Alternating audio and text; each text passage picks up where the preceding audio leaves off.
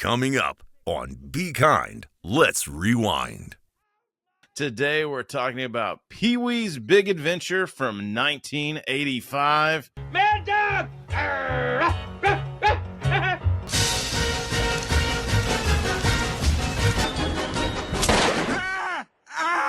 I was high as shit to watch this other night.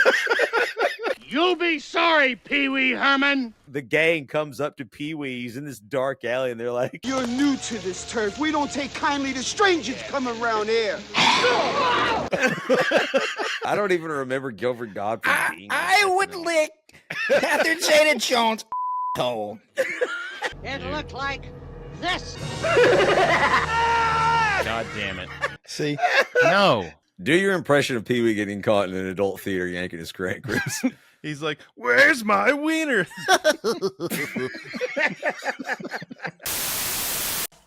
4, 3, 2, 1. Cue music. What's missing from this picture? It's just me, without my bike!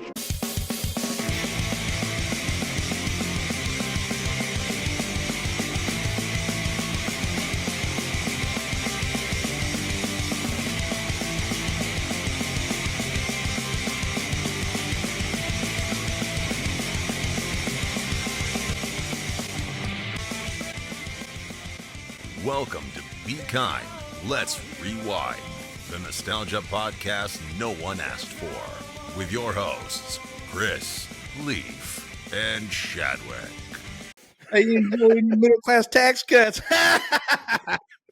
What's up, everybody? Welcome back to Be Kind, Let's Rewind, the nostalgia podcast no one asked for. Today we're talking about Pee-wee's Big Adventure from 1985.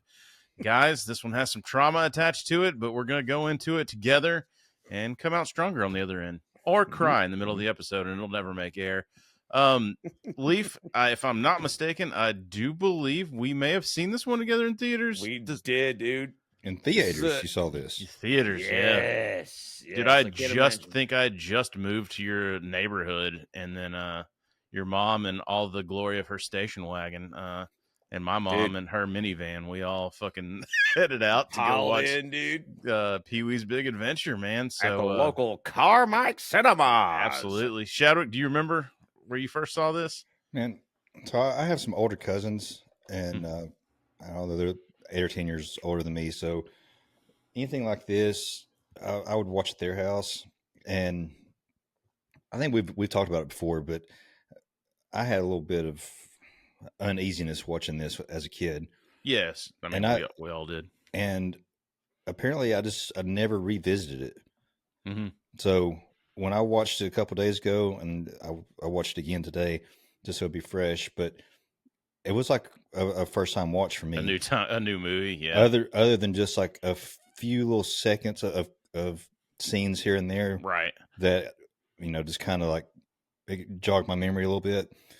Other than that, this was a cool That's awesome. new movie for me, and I probably have a little different take on it than you guys, because I'm seeing it after seeing 35 years of Tim Burton's catalog. No, that's what I was going to say. This is going to be good for you, because this is like, I believe we got it in the notes and everything, but I believe this was like one of his first major feature films, or close to it or something. But guys, before we jump into it, be sure to like, subscribe. If you're on the audio, hit us with a 5-star. I've actually started, you can comment on Spotify and other ones. On Spotify, I've started to put some polls up there. Giggity. So go on and jump on our polls and vote. So rising in the polls. Chadwick's all about that Phil Hartman. Dude, that Phil Hartman episode last week was a banger, y'all. Dude, speaking of Bill Clinton and bangers. Balls on the wing.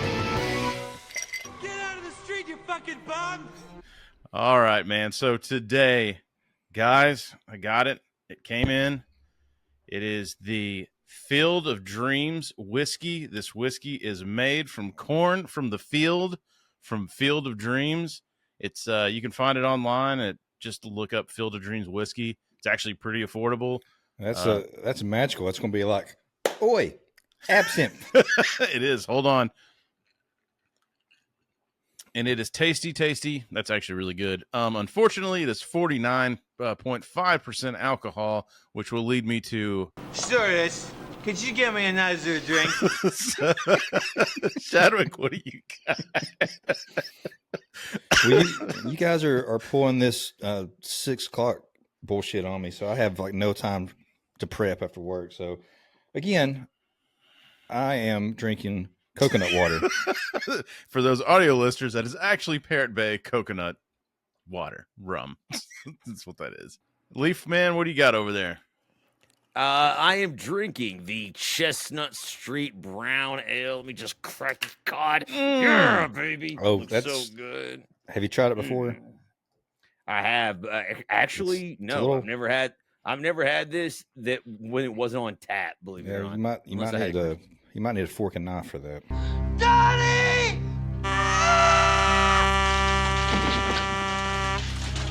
Let's get over into our topic today, because I think we've all got probably an assload of notes, as this Pee-wee Herman, the character, was massive. This also ties into our Phil Hartman episode from last week, which kind of inspired us to go visit this trauma, which we will get to very shortly. So, Leaf, man, kick us off with some boring ass Hold on a facts. second. Excuse me, I'm trying to use the phone. That's your Pee-wee Herman is just your recycled bobcat. Yeah.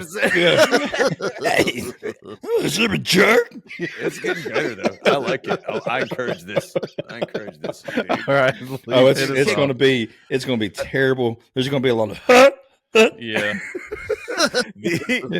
Let's just get it out of our system. Yeah, finish it. Just blow it out and blow it out your ass. So the boring ass facts, dude. Kicking those off, we got Pee-wee's Big Adventure, dude, a 1985 American adventure comedy film written by Paul Reubens, Phil Hartman, and Michael Varhol, and directed, of course, by Tim Burton, a Chadwick fan favorite, in his feature film directing debut, ladies and gentlemen.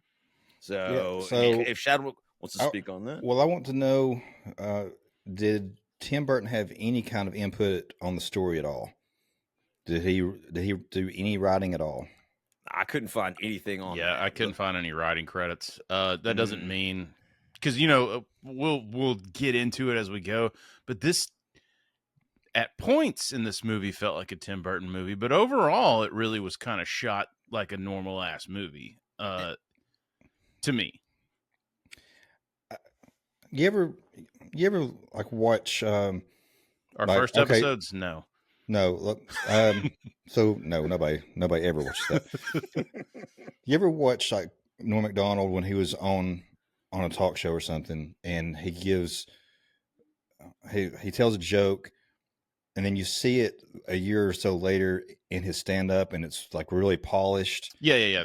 That's what I meant about us. That's why I never go watch our first episodes, because this movie is Tim Burton's Conan appearance, because you see little things that he goes back to the well for in later movies. Correct. Yeah. Which is kind of cool. And I wanted to kind of we also have Danny Elfman, of course. They're teaming up on this one. From fucking Oingo Boingo. Yeah. So Paul Reubens kind of discovered Danny Elfman at Oingo Boingo and recommended him to Tim Burton for this. That's wild. So I got a little bit of behind the scenes, I guess, on Paul Reubens himself. He actually appeared in a 1980 Cheech and Chong movie with Pee-wee. So, and he was like a hotel clerk, which is kind of funny at the end of this. Like, but they see him at a comedy club in the Cheech and Chong movie, and then he's doing the Pee-wee persona. That was kind of cool. We discussed last week, this act was kind of cultivated at the Groundlings. Yeah. The Groundlings led group to the HBO special, which I believe led to this movie, which led to the TV show, which is completely out of the fucking timeline I thought it was, which we also discussed last week. So this is something that I wanted to go over, because, like, in my remembrance, I think we talked about this on the Phil Hartman episode. Like, I don't remember the movie being first, and it was a stage show, like we said. It was cultivated, and I even looked up to see if it was re-released, and it wasn't. Because then I was like, maybe that's what it was. Maybe it was re-released after the show got big, and then we went to go. But I couldn't find any records that said it was ever re-released. It had the original thing. Can you imagine going to, like, as a parent, taking your kid to see this, like, fresh, like, not knowing anything about this character? Why would you go watch this? It was a kid's movie, right? Like, it was safe. And to be honest, it mainly was. Also found out that this almost didn't happen, or almost wouldn't have happened, because Paul Reubens tried out for Saturday Night Live, got down to the final cut, and was beat out by one Gilbert Gottfried. Yep. Yep. Oh my God. The aristocrats. I don't even remember Gilbert Gottfried being. I would lick Catherine Zeta-Jones' asshole for a chance at muscular dystrophy. Wouldn't we all? Gilbert Gottfried, ladies and gentlemen. Thank you. Back from the dead. The picture. I need to squint my eyes and do my teeth. Yeah, I got to do the breakfast at Tiffany's face. Dude.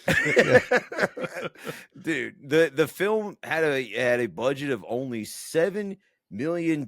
That's fucking wild. But made a whopping $40.9 million. Talk about a smash, absolute smash success, dude. Like, this is one of the smaller budgets, I believe, on any movie we've covered so far. Yeah. I mean, that's $7 million is not a whole lot for Hollywood. That's nothing, dude. That's I wonder absolutely. how does that compare to Mallrats or Clerks? I think Clerks 1, I think, was 300,000 or whatever he mortgages shit. Like, I think Mallrats, though, they had a little bit bigger of a budget. It may have only been a couple million, but yeah, it's unbelievable how much money like this made. I assume, like Chris said, it was an instant hit with kids all around. I remember it being. And I'm sure the VHS sales were through the roof after the show took off. Then plus your syndication of the movie, they made an assload off this movie. Dude, they must have written Pee-wee a blank check after this. They were like, dude, do whatever the hell you want to do, bro. And they're like, wait. I mean, don't necessarily do whatever you want to do, but like, he was like, too late. Not in public.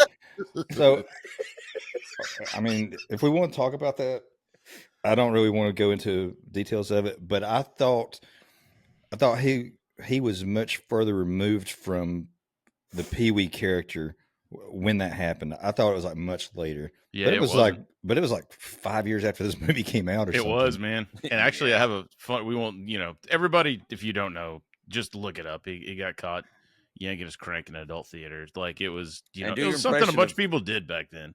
Do your impression of Pee-wee getting caught in an adult theater yanking his crank, Chris. He's like, "Where's my wiener?" And they just drag him off. Chris's impression is, "Where's my insert thing?" Insert and then thing, the laugh. and then the laugh. The laugh's the only thing that's actually good. But yeah, man. So I actually was talking to my mom when this happened, and I'm like 10 or 11, and I'm like, what happened with, I heard Pee-wee got in trouble. And my mom's like, yeah. And then I was like, sorry, what was he doing? Did he like moon somebody? And she goes, yeah, it was kind of like that. We'll talk about it later. When you're older. Mom wasn't about to fucking pop the cork on that one. She's like, hell no. Pee-wee did, though. Pee-wee did pop the cork on it. Okay. I know, like, of course, like, when I heard that story, I'm like, Well, did he come or what? Jesus Christ. It's something you don't talk about in public. Or do in public, apparently. Exactly. So let's get into it, man. Absolutely, man. Opening scene of Pee-wee's Big Adventure 1985. The film opens, oddly enough, with Pee-wee Herman himself, played by Paul Reubens, participating in the Tour de France, racing on his beloved red bicycle. And I mean, either one of you care to explain what this bike looks like? Because we may as well cover it right now. He's on it. It looks like a 1957 Chevy Bel Air like body kit on a bike. Oh, dude, yeah. It's- I like the little a exactly. little storage on the side and the back, the little Yeah, he's painted got lion on the compartments. front. I guess that's a lion, right? He's clearly got it rigged up with buttons. It's got Mhm. like gadgets on it. You know, it's very reminiscent of like an Inspector Gadget Yeah. bike or something. It's Yeah. got like you don't know what all the buttons do. You find out a bunch of that later on, but he's absolutely just dusting these professional bikers on his bike. In his suit. What- His suit. And what's funny is he has on that ridiculous gray suit that's like too short in the sleeves, too short in the legs. too short yeah. in the legs. He's got the red bow tie, and he still doesn't look as ridiculous as those retards with those helmets on. Yeah, I'm glad that went away. I never did quite understand. I'm sure it's an aerodynamic with satellites and Dow Supposed to be, Jones and whatever. Yes. But it's like, yeah. Yeah, stupid. yeah, those are ridiculous. Now biker shorts, that's a different thing. Yeah, it's fucking stupid, Gord. So So he wins he wins, obviously triumphantly begins to bask in his victory as he wakes up in his bedroom. And of course, this is all just one of his fanciful dreams and or nightmares. Which But how funny is it though? Like he's up on the pedestal, like he's about to get the medal or whatever, the and then crown or you just laurel start like wreath. in the distance, you hear like the alarm clock going off, and like everybody in the dream's like, all right, and they just like and they all walk leave. off. Yeah, because the dream's over. Yeah. You know. And they leave him by himself. Yet he snaps awake, and that's when we get this just absolute classic That's- Pee-wee Herman wacky scene. And that's that's much more preferable to what I'm left with when I wake up from a dream like that. About to get crowned. For those, so for those of you, who don't I know, will Pee- rule you. Mhm.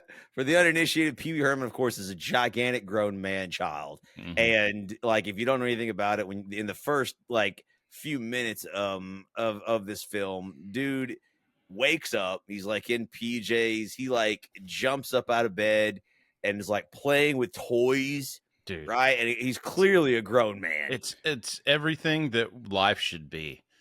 Yes, yeah. So- It's as a kid, it's what you hope you're like when you grow up to be an adult. Mhm. That's you want Pee-wee Herman's life, like original. What's it called? Like, basically, he has this giant Rube mouth- Goldberg. Rube Goldberg. That's it.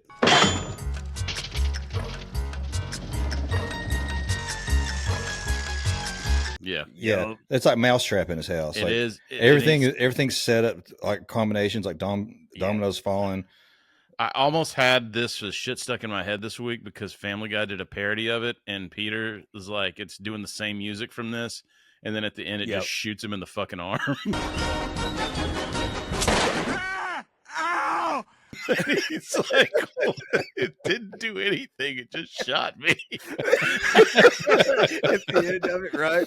Like Shevit's right. Like there's contraptions. Like there's robots making him breakfast. There's dominoes falling, cracking Mhm. the eggs, getting everything ready for him while he gets dressed. And we're Pancakes just getting stuck to the roof. Or They to the also do ceiling. this to the ceiling. same year, right? They did this in Back to the Future. Doc Brown, didn't he have some kind of setup like that where He did have It some was- sort of contraption. When was Goonies? Goonies was in this Right time around the period, same right? time. We were fucking obsessed with this Rube Goldberg shit. Yeah. And then Yeah, we Mousetrap were. came out around the same time, that stupid fucking game that no one ever played. I guarantee it's the craziest trap you'll ever see. Like all you did is set Goonies- it up and then it wouldn't fucking work and then you're ready to punch somebody. You're absolutely right, dude. The I Goonies was guarantee it's the craziest trap you'll ever see. Fuck you. I just wanted to see the shit go off, man. I didn't want to play the Stephen yeah. game. so this scene though, for full transparency, I was high as shit when I watched this the other night. I've so for anybody that doesn't know, I have terrible problems with insomnia, and I started taking like Delta 8, Delta 9 gummies a while back to help me sleep. I guess I had like built up a tolerance to that, so I kind of laid off of them for a while, and my sleep just went to shit again. So I was like, you know what, I'm going to take one tonight. I should be able to watch this movie before it kicks in. Nope. It did not. And It- well, and It while you're hit me watching- fucking full force right from the beginning of this. And So you were higher than giraffe pussy so- watching Pee-wee like make breakfast with So- dinosaurs and shit flying across the lake. So I'm like, Breakfast. I feel like this movie is just as much song as it is movie, because Dude. that whole opening scene where he's fixing his breakfast and all that shit, his movements, his little all that Yeah. shit, it's going with the beat of the music. Yep. Yo, It's like, That's a good call. I didn't notice that too. very So good that call, man. And the music, dude, Yep. one of the most classic theme songs. Just like it, you're almost having a heart attack watching this because it's like so intense. Yeah. Like And- even and we'll get to it later, but the same thing happens. What is there? 3 chase scenes in this? Three or four? Yeah. at least, And at least. it's the same with every chase scene too. Yeah. Like- Sometimes he remixes it a little bit, but yeah, it's basically the exact same Like thing. even to the point where I know I'm jumping way ahead, but when he's on the Warner Brothers studio Yeah. lot and the people are chasing him with golf carts, it's like the music is following him as he's pedaling, and then it changes to a golf cart coming in from the side, and then the smaller beats are moving along with the steering wheels of the golf carts. Yeah. That's Like everything that's some is crazy fucking detail. Or that's fucking old Danny Elfman in post really Well, working to it splice reminded stuff me- together. Do you guys remember the Benny Hill show? Mm-hmm. Yeah. It was the same thing. Wacky sax, man. Yeah. Yeah. At the end. Yeah. Yep. Yeah, that's true. That's very, very true. And this whole scene's happening. I did want to touch one thing. He does have a dog that I believe only me and Leaf should say his name due to Chadwick's thick Southern accent. His dog's Speck. Spec. So I may just have to bleep Yeah. it out anytime Chadwick says it. Yeah, every time you hear a bleep, it's Chadwick attempting to say the dog's name. Well, that reminds me, with all the cancellation of like Go ahead. Uncle Ben's rice and Aunt Jemima, how did Spick and Span get a pass? Shabby, no. There it is. Take a second. That was good. That was good. You can cut out the pauses. Yeah, Perfect, yeah. dude. Dude, You just throw I in mean, some crickets. I Yeah. heard they're bringing Mrs. Butterworth or whatever back, man. Like Aunt Jemima, I think. One of them's coming back. They're Dude, taking it just- back. That's cool. I'm taking it back. Just take it back, man. All right. They're taking it back, dude. So this whole thing is going like Pee-wee's getting ready for he doesn't have a job, so I don't even know what he's getting ready I don't for. know how he He's affords brushing his this. teeth. Dude, and also he did has a like in my house. notes that they have the oversized toothbrush. He has the oversized utensils. They're really Yep. like honing in on him being a kid, right? Like it's Just like wacky. everything's Everything's- oversized for the reason. Well, Of, He's eating. I want to throw out stuff all through the movie. Do you think 40-Year-Old Virgin was like influenced by this scene a little bit? influenced at Maybe. all? Because he has the same like. I bet a lot of stuff It's a little like this morning is- routine. Yeah. I bet a lot of stuff is like actually 40-year-old version, to be honest. It's almost like a real world Pee-wee Herman type situation. The guy, just innocent actually- in his when he's grown up. Yeah. Shabbat brings Except- up a really, really good point. I was just going to say, Yeah. Pee-wee has apparently no interest at all with sex. No. No, we'll get into that. I mean, outside of the film, but no, inside the film, you're absolutely right. Like he so Where's like my that's a, wiener? All Show- that man built up inside for 35 years. Whoo, might make a head blow off. But the thing is this also reminds me what Chadwick said is that there's so much going on here that like it's classic 1985 movie. Like they had a way back then of capturing you immediately, and especially I was a kid and I can't really remember. I must have been absolutely captivated by everything happening. Yeah, same here. Immediately, because even watching it again, I was watching it. My wife was like on the computer next to me. She turned around and she's just like, that's the craziest noise and sound I've ever heard. And she at first said she had never seen Pee-wee Herman's Big Adventure, but later on she started recognizing some of the scenes and obviously was horrified at some of the stuff, and the trauma I believe is probably what caused her to probably black out of her memory that she had ever witnessed it. but I mean the entire scene with him making breakfast, he's eating Mr. T's cereal, Dude, which also was a nice little throwback. Also, but every time Pee-wee gets some damn food, motherfucker takes like 2 bites and he's off. I guess that's how you stay like skinny. And he does that little. Yeah, he's got to wipe his little mouth and then he's done. And I'm like, bro, like, finish your food, man. Come on, what are you doing? There's no time. Another thing, while watching this high the other night, I was convinced that the tape was sped up a little bit when he was walking around. He just walked like that, dude. He had the autism walk. He's on his tiptoes, dude.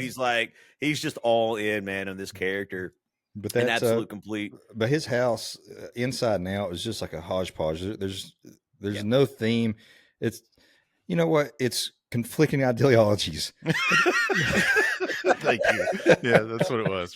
It is. Forgetting Sarah Marshall. Yeah. Outside, after he's ready, he has his breakfast, and after he goes outside to start his day, and of course, we get our first actual view of his prized possession. There's all kinds of shit in the yard. There's it looks like my neighbor's house. You know, there's like plastic blow up dolls and just random stuff. And but his prized possession. Wait, at your neighbors or in the movie? I live in the sticks, man. It's the same. He's like, you know what? It doesn't matter. Just car parts everywhere. It's like except for it looks like Christmas decorations that have been left out for fucking decades. It's like different animals and. You got a bird bath with a 351 sitting in it. Dude, you should see it, man. So Pee-wee comes out and he has to put in a secret code.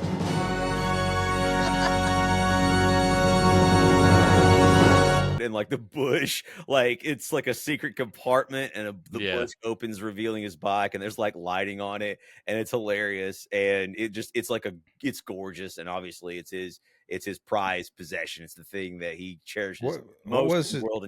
What was it, Chris, you saw when you pulled back that bush? Nothing but a pair of sick Joker lips.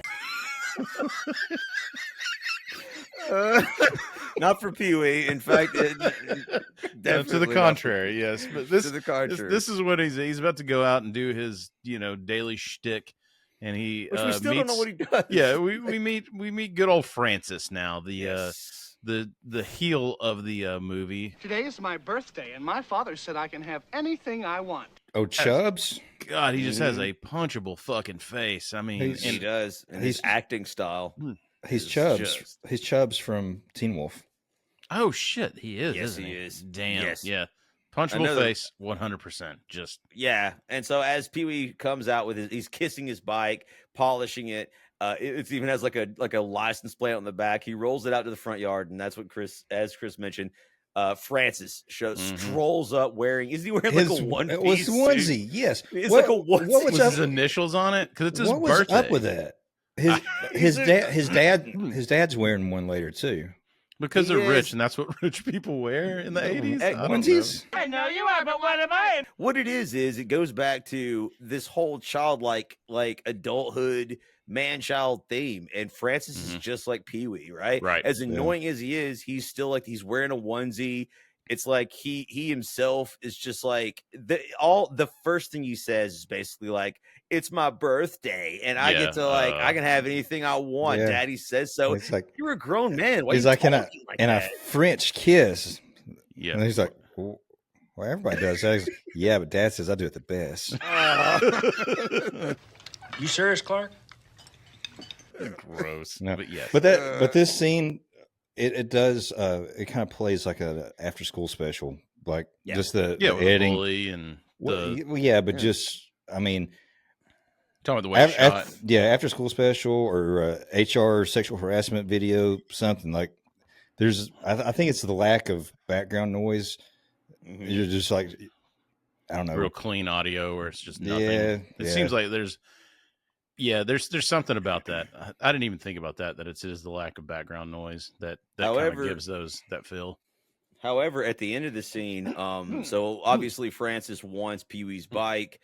Pee-wee instantly rejects them. They have it out in this most immature of verbal battles you've ever heard, and this did elicit the biggest laugh from me, as of yet in this movie, when Pee-wee starts to ride away obviously, after denying Francis' offer to buy his bike, like Francis points at him and just absolutely breaks character, changes his demeanor, changes his voice, and like points at Pee-wee. He's like, You'll be sorry, Pee-wee Herman. like his voice is low, and like I busted out laughing immediately. I was like, and it's zooming in on his face. I was like, why are you acting like it's completely different than the whole character that was established momentarily? Like it got fucking dark, man. It got dark. You got they're establishing him as the bad guy. Yeah. Dude, so I did want to jump on this in my notes as Pee-wee goes. You know, he's got to go to, I guess, downtown. You know, he's going shopping, dude. What else do you do? So when he goes, he goes to the bike shop or whatever. But when he chains up his bike, a la twins chain set up there coming out of there. That gag where the chain is never ending while he's chaining up. Those magic shops, man, were fucking weird. And like when we were kids, they were weird. And when you went in there was a fucking vibe there. There was that rubber smell from all the masks, bro. And everyone I believe that worked there was just fucking weird. Like this. This is cast perfectly because this is what I remember as a kid. Anytime I went in one of these shops. It was a Spencer's like vibe, if you catch my drift. Yeah. For those of you who remember, there was Hot Topic. Yeah, Hot Topic Spencer's, like where there's sort of nefarious stuff like all around next to the kids' stuff. It's just weird. Like Chris is absolutely right. Dude, low key, that little mustard fucking gag. I may order one of those. That's you're talking about the cartoonish amount of chains that he puts on there. Yeah. Again, I was so high the other night. I thought the bicycle was suffocating under those chains. Shadow called 911. Chrissy's like, God damn it, go to bed. She's like smothering him with a pillow. Sleep. But yeah, man, this magic shop definitely just gave me these flashbacks. We're from Chattanooga, Tennessee. They would be popped up everywhere. And I mean, absolute no disrespect to these people, but there was a vibe when you walked in there. You know what? Those masks on the wall also reminded me of the masks from the Genesis, where they had the Ronald Reagan puppets in that video. Oh my god, that shit is so creepy, dude. Yeah, like that's what all these masks on the wall reminded me of. This is the world we live in, I think. Like is what the song's called. Yes, but yeah, man, it just this like kicked a whole bunch of memories back when I watched. I was like, I forgot about those places, and I don't want to know what went on in the back. No. What's in the back? I don't want to know. We meet fast forward to Pulp Fiction. Yeah, no joke. I'm pretty sure. We meet. There was a girl in there too that he does with goofy X-ray glasses with the like, Michael Uslan X-ray specs. Yeah, a little shout out, Michael. Shout out. We also meet the magic shop owner, played by Monte Landis. Pee-wee, I got some new items you might be interested in. Who offers was doing his best Vincent Price. Yeah. Mm-hmm. He was, yeah. He has a special bag of tricks for Pee-wee to invest in, because Pee-wee goes into the magic shop after, as Chris said, chaining his bike up for safety, and he goes into the magic shop to stock up on supplies, whatever that means. That's what Pee-wee says. He's got to prank people, and we find out that Pee-wee has far surpassed the squirting flour gag. He's no longer amused with that. He's like when that one gets brought out or whatever. He's like, just no thanks. But this is where after he leaves here and he gets his fix, because it's kind of just like showing you how goofy and innocent this kid is, right? He just wants these little tiny pranks he's a kid, right? Like that's what it is. Like he's a grown ass kid. Pee-wee Herman, of course, as a child, decides to go next after the magic shop to the bike shop, dude, because he's got business to handle. Mm-hmm. He's got stuff to do, man. He's purchased a brand new horn for his bike. So, the last one wasn't loud enough, evidently. Right. I actually came across something today.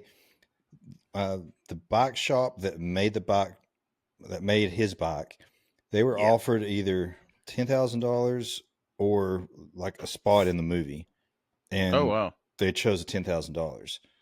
So swinging in retrospect, they probably should have put their bike shop in there, and instead of what do we have, like Chuck's bike shop or something like that. I mean, in In fairness, though, Shadwick, if someone Yeah, I mean, if someone came to you with this like script, it was just like, dude, we have nothing, but here's $10,000 or an advertisement, or you can give it to us for free. So yeah, I get it. Also, wanted to give a shout out. I'll do this throughout this episode. There's a stuntman bike bump that happens in this right when he's going downtown, and fucking kudos to that dude. He ate shit, but he landed it perfect. I'm gonna try to start doing that going forward in our episodes. I'm gonna start shouting out stuntmen. I mean, I'm not going to say who they are because I don't want to do that much research, but like, where he hits the curb, he hits the curb and he goes head over the fucking head over heel. I forgot about when he's riding. Mm-hmm. When he's riding, to the it doesn't matter, but I just there's like 3 or 4 stuntman bumps in this where I was like, God damn, good job, dude, and ouch. That was actually a funny scene though, because he sees other kids doing tricks on their bikes and tries to like mimic them and just eats ass on the pavement, man. And it's really it's funny because he actually stands up. He's just like, I meant to do that, and you can tell like he should rightfully be really hurt. But you get hurt in front of people, you just act like it doesn't. You're like arms fucking held, and you're like, I'm good. I'm fine, dude. You don't want to, because your mom gets involved and it's over, dude. If you get hurt, bro, it's over. Let's get to Dottie, man. That's where I'm at, right? At the bike shop, dude. Let's talk about her. At the bike shop, of course, he meets and as Shadwick mentioned, the wannabe love interest, Dottie, played by Elizabeth Daly. Wait, I want to talk to you first. You are talking to me. No, I want your undivided attention. For some reason, Pee-wee, she is madly in love with him, as are many of the potential women in this film. He has 0 women. And he has 0 interest in her, and she's basically trying to like con him or blackmail him into taking her on a date and a drive-in movie theater, and he's having absolutely none of it, man. And dude, shout out to Shadwick's ear for this too. Shadwick was like, did she do something in Rugrats? And yep, that's old Tommy Pickles right there, Elizabeth Daly. You're kidding me, dude. Nope, 100%. Tommy Pickles, bro. Like I has would that not voice. I haven't watched Rugrats in years and years. So I couldn't like nail down like which character it was. I would not have thought it was Tommy, but I heard it when you said it, and like the way her voice is scratchy in certain points. Like I was like, oh shit, yeah. And then I looked it up when you sent that text. I was like, yep. What's the redheaded kid? Was the redheaded kid from Chucky? Chris, it's not too late. We can still go back. It's the awful impression. I used to do that all the time. Why does he sound like Sean Connery? We can still go back. Yeah. Chris used to get hammered to do that impression all the time. And let me tell you, it got funnier and funnier as he slurred, dude. And it got better. Dude, it wasn't just the alcohol. I promise, dude. There's something there. It's a secret talent. Oh man. But dude, Pee-wee denies her love, of course, because he tells her, dude, he feeds her a line where like he acts like he's like too, what is too tough. And no. It gets a little dark. Like for me, again, watching it for the first time as an adult on 600,000 milligrams of gum, and he's like, what a Death Star. Like, there's things about me that you wouldn't understand, that you couldn't understand, that you shouldn't understand. Like, what the fuck are you talking about? Yeah. Well, that's the thing, is that like that was the joke. Looking back now, knowing Pee-wee's nefarious history, it is kind of ominous. But that was the joke, because clearly he was this character who was a man child, and there was nothing dark in his past. He's just this weirdo, right? Yeah. There's no reason to like think he has anything dark in his past. For him to state that there is hilariously stupid. He's just not interested, and he's just trying to fucking get away from it. He's trying to get rid of her. Yeah, but he throws her that line about it's like, you don't want to get mixed up with a guy like me. I'm a loner. I'm a rebel. Yeah, that's it. He said he's a rebel. Yeah, I bet that tastes good. All right, you know we all would. You know we all would. Let's just admit it. Dottie right now is up there. Would. Yeah. Would. She is the voice, dude. I'm sorry, Pee-wee, you're wrong. Dude, here. She's got that scratchy voice, man, that we love. But honestly, I respect. And she does the same voice. You're right, dude. The same style of voice, dude. I respect Pee-wee in this decision. We've all been there. It's the last call. You know, she's desperate. Come on, Chadwick. You know, Pee-wee's not having it, dude. Well, He's no, not, he's not Pee-wee knows stooping this. down, man. Pee-wee knows this is not a one night and we're done. And this is the rest of your life thing. So, like, It are you is. ready for There's- that? Like, no. No. So let's. No, dude. She starts to steal He's your got bike, fucking dude. dinosaurs She moves to fucking go inside of and all kinds of shit. She moves into your house, bro. Starts fucking with your Rube Goldberg breakfast machine. Dude. Oh, The God. place gets set on fire, dude. And hell no, bro. Hell no, man. Well done. And Pee-wee. tampons. Goddamn tampons. A Rube Goldberg tampon machine. Tampon inserter. Yes, ladies and gentlemen, we skew 95% male demographic. No idea why. What's up with that, dude? Ladies, please, ladies. And so It's got like an animatronic monkey. Instead of the drum, he's just punching it. Yeah. Right. And then he, for some reason, says, "I bet that pizza tastes good." He did say that. I bet but, it does, man. All right, man. So Pee-wee leaves the bike shop after procuring his brand new horn and evading the desperate pussy chasing him, and only to find that his bike has been stolen. There's nothing but broken chains and a missing bike where he chained it to the creepy clown. What a fucking switch from when he changed it up and the clown was like so like fun, innocent, neutral, fun, and yeah. inviting, and now it's like laughing at him like.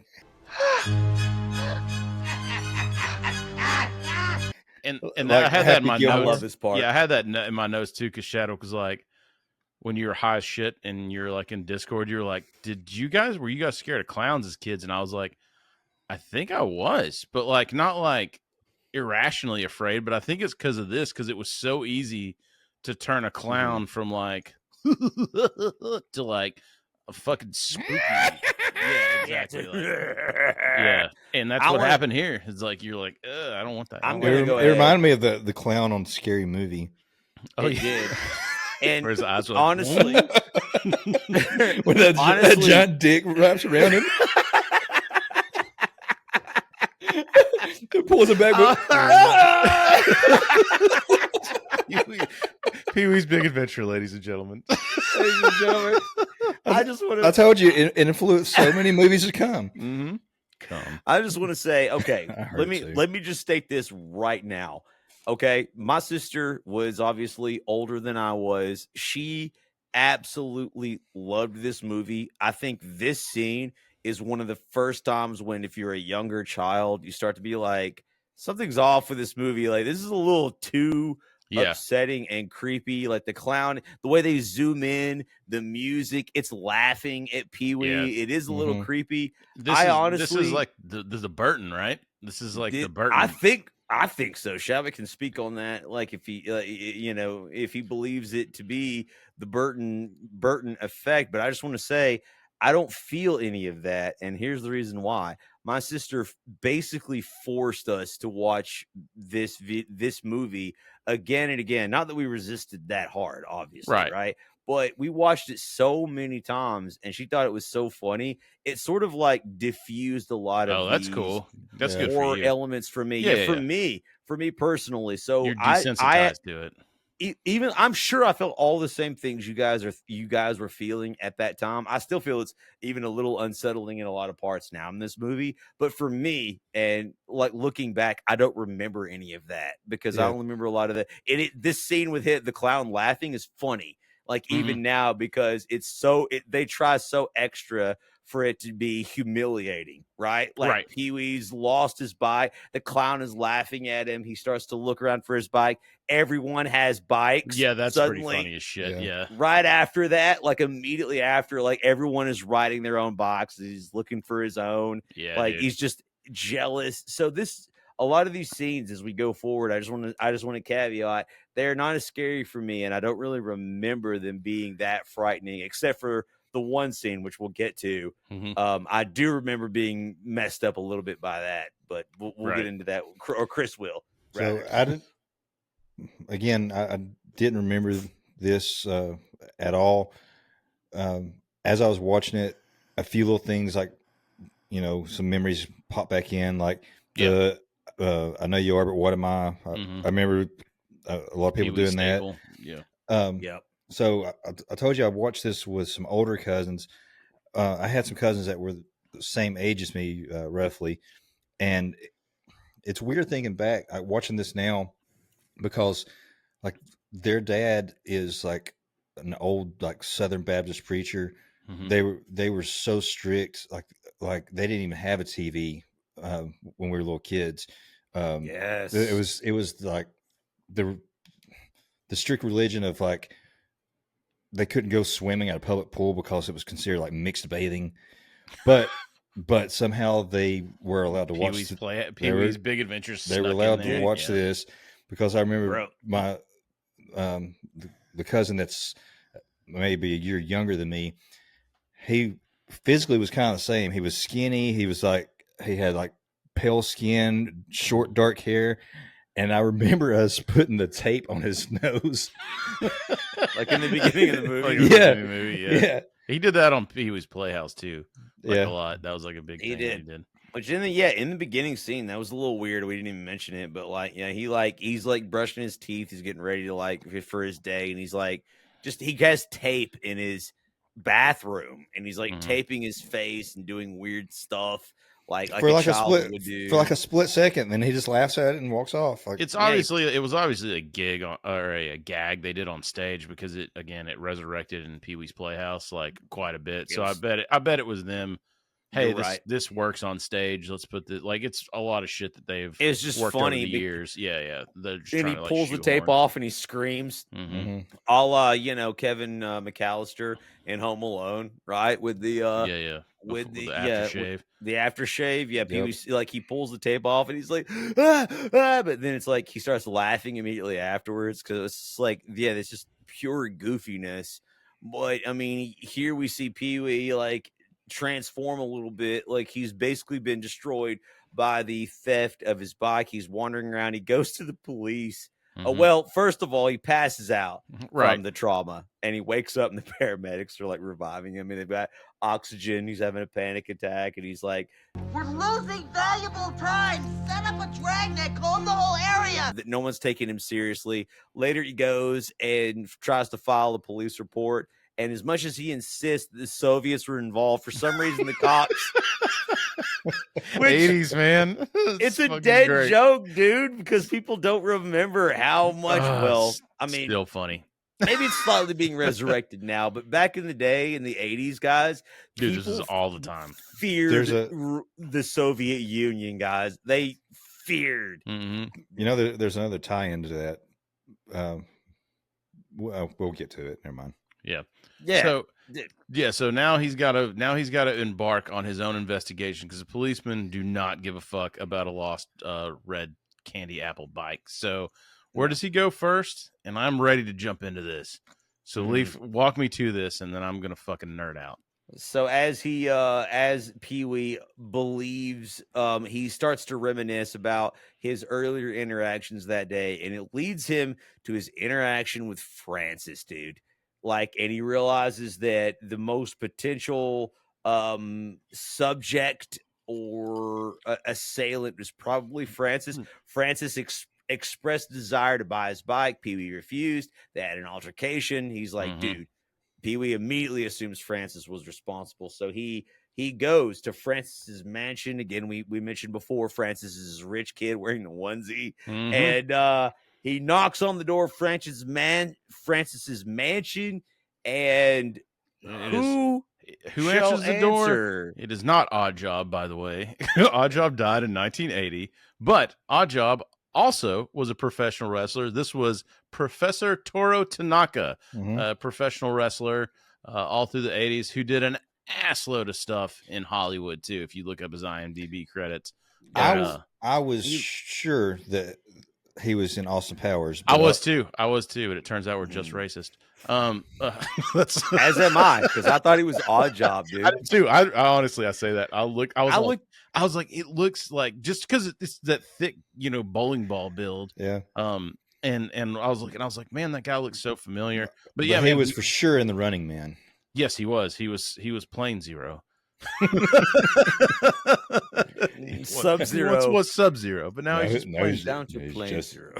Yeah, he's just plain zero. So, but yeah, man. So he tricks Professor Toro Tanaka, and then he's off to try to murder Francis in his massive bathtub. By the way, And thank Christ above he was wearing swim trunks.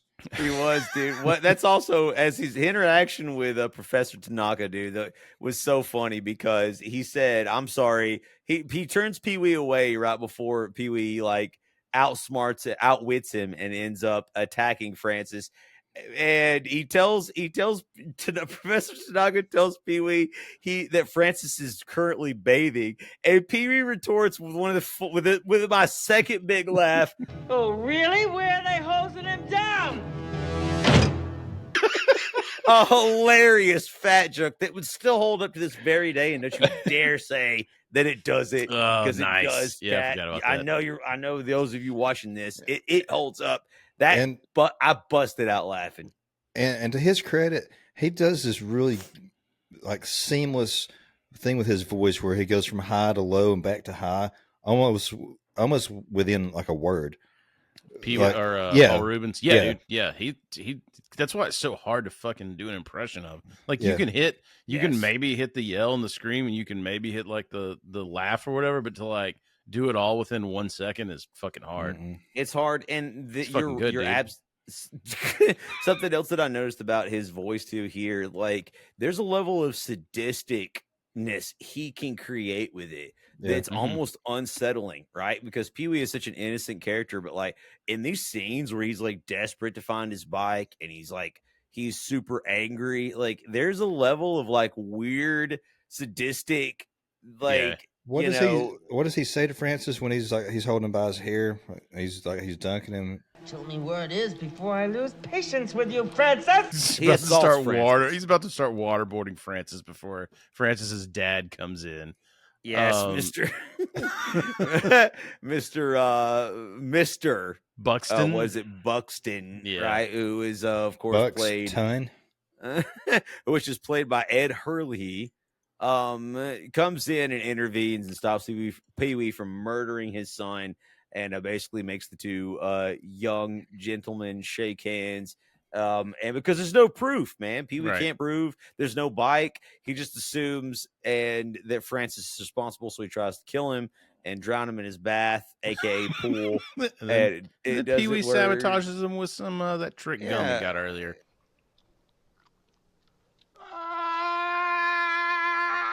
Which goes back to he needed supplies. You know, you never know when you're going to need trick gum. One that the Francis one, I guess, just makes like black saliva come out of your mouth. I don't know what the one with the dad did. He just screamed. I think it was hot. Okay, I think it was spicy, but I agree with Chris. Like the Ed Hurley's reaction, it's just like, oh, like he's angry. So I'm like, are you on fire? Are you just like mad because it's bad? Does it taste like ass? I don't know. He sounds like Colossus on the X-Men video game. Dude, yeah, exactly. He's awful, man. And so Pee-wee gets the best of Francis and his dad, but he's no closer to finding his bike. But shortly after, we get a major plot point. There's a scene with Francis and one hired thug, which has an absolutely hilarious like Brooklyn accent. Can we call him a greaser? You can definitely call him a greaser. Yeah. Francis has hired a greaser to steal Pee-wee's bike. So indeed, Pee-wee was correct from the outset that Francis was responsible, but Francis is caving to the heat. He knows Pee-wee. I do know that this was back in the day before cell phones existed. So everyone was always paying attention to the movie at all points in times. But you blink, you miss this. Yes. And it's just like him searching for his bike, and you never like really get, because there's a little bit of retribution at the end, and there's like the comeuppance for Francis at the end, kind of, sort of, a little, not really, but it's like it's a short fucking scene. Like you're gonna miss it, Chris, when you're on Twitter, and then you look up and you're like, wait, what happened? Exactly. and as did a lot of people when this played just religiously on television, because this is one of those clean movies you could get away with playing on television with minimal, if not zero, editing. Deceptively clean. Yeah, exactly. And that's what was good though. It's like that's Yeah, exactly. But but Chris is right. If you blinked or you went to the bathroom, you missed the scene, and it's integral to the movie because we realize, okay, Francis is responsible, but he's caving to the pressure. Pee-wee is relentless at trying to find his bike, so Francis chickens out. He's like, okay, I wanted you to steal the bike. To his he's speaking to his hired thug, but I can't take the pressure. Here, and take the bike with you. Just get rid of it. That'll cost you extra. I just get rid of it. Get rid of the bike. I don't want it anymore. And obviously the thug takes advantage of Francis, takes his money, laughs, and gets rid of the bike. At this point in the film, we don't know where or how. What side of the greasers or the socias is in the bike stealing department of rich neighborhoods in whatever city this is in? How do you get into that line of business? Is that a fruitful business? You mean is it the T-birds or the or the tea bags? I think it's actually the D-bags. Yeah, I've got some teacup. All I need is a tea bag. You want that pasteurized? Yeah. Nope, just up to a boobs. So Pee-wee fucking loses it here, man. And he actually, like, this has happened in several things. This reminded me of, which obviously probably pulled inspiration from this. In South Park, they've done this several times. Hartman did this when Scott Tenorman fucking sold him his pubes and he was trying to get his money back. And Hartman has like this whole meeting with trying to convince everybody that this is their problem too, and all these conspiracy theories. And that's what Pee-wee's doing here. He's trying to get everybody on his fucking, hey, we got to find my bike because, it's like you said, or like in your notes, all these conspiracy theories of who did it and what it is. And Pee-wee holds like a town hall. He snaps and tries to bring all his friends, local townspeople, people he knows to help him find his bike. But it's more like, it's just crazy. Like, he has conspiracy theories. He keeps everyone there for hours. No one knows anything, obviously, about his stupid missing bike. We know that Francis hired someone to steal it, so there's no reason to even question everyone or try to get them on your side. But yet Pee-wee does in the movie, and no one knows anything, not even the amazing Larry, which you'll listen to my third hilarious, like, when he's like, Pee-wee's like, is this something you can share with the rest of us, Amazing Larry? Evidently, Amazing Larry, who has the strangest haircut, he has a mohawk, but like it's also tied into knots like Captain Lou Albano on his beard or what something. What else do you need other than a name of Amazing Larry? I don't know. And then and Pee-wee yells at him. He's just like, "You got something to add, Amazing Larry?" And like that's it. I laughed. I had to pause the film. I was laughing so hard, dude. I was like, "Who's Amazing Larry?" We'll never know. We'll never know. He never appeared on Pee-wee's Playhouse in the show. We'll never know. This scene kind of reminded me of like Always Sunny when Charlie was doing like a murder board. Oh yeah, dude. Now let's talk about the mail. Can we talk about the mail, please, Mac? I'm dying to talk about the mail with you all day, okay? Basically, nobody knows anything. They all kind of leave or whatever. And we get this shot of him walking down the alley at night in the rain. But this fucking lighting, this cast shadow shows him like a huge monster shadow walking down. Yeah. And then did you guys realize that the gang members or whatever that pop out, the one that talks to him is actually Tim Burton? Hey man, you're new to this turf. We don't take kindly to strangers coming around here. No, I didn't pick No, that up. Are you serious? Yeah. That's actually the young Tim Burton, dude. Yeah, dude. What I can't remember what he says to him. Oh, I can. But people just gives him the hiss. Yes, dude. This is my sister's scatter. Favorite scene in the movie, and she would have us put on repeat because it made her laugh every single time. Pee-wee snaps. He insults all of the people in his town hall, including Dottie, everybody on his side. He isolates. Larry. Don't forget him. And even the Amazing Larry. Why would you do that to the Amazing Larry? But Pee-wee does, and in desperation to find his bike, he sets out on his own in the storm to find it. And we get this scene. My sister, dude, she would have my brother and I interact like basically act this out continuously. Yeah, and like Shadwick said, it's just this guy like the gang comes up to Pee-wee's in this dark alley, and they're like something to the effect of, "Hey, We don't take kindly to strangers coming around here. It's just like a vampire, yes." And they all leap back and run away, dude. Like it is one of the most ridiculous scenes in the movie. It makes no sense, but it's so funny. But then he goes to see Miss Ivano with her 3 nipples. Her 3 nipples. Works every time. So now he goes. Now he's gonna go to get a psychic reading. He's hit rock bottom, man. Yeah. Like he after he scares away the gang members in the raid, he runs across a psychic like building, right? Like there's an apartment or whatever it is, and Madam Ruby takes What the him fuck, Ruby? with the fook.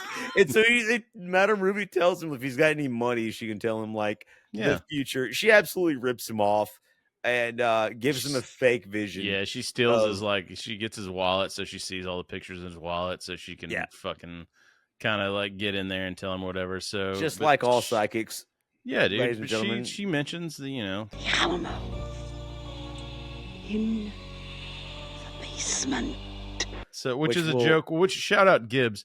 This is something that I mean, I knew about it from this movie, obviously, but Gibbs would say that sometimes, and then it made it like a gag again. Because he would just like bring up the basement of the Alamo, and it wouldn't be a lot. It would just be like intermittently something about Texas, and Gibbs would be like, "Oh, it's in the basement of the Alamo."